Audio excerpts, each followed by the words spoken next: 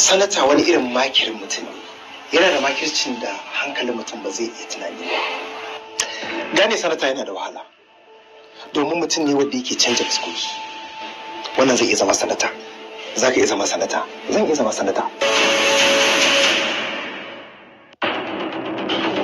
A harkata ba sani ba sabo, ba na ragawa kowa.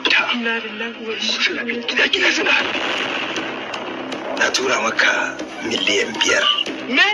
So nake ka shiga cikin gidansa ka kashe shi.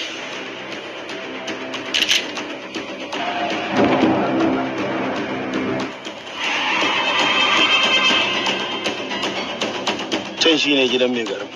Ba ji a zo min da shi. Aikinka yana kyau mai malafa.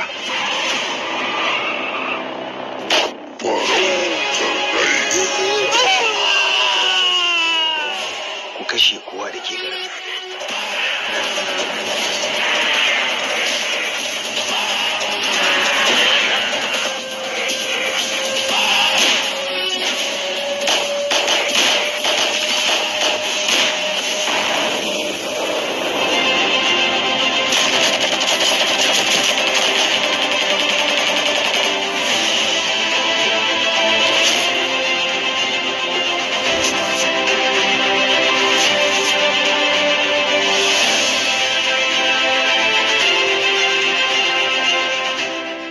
Fuskoki da yawa, ina iya canja launi ina rukuce fuska da naga dama.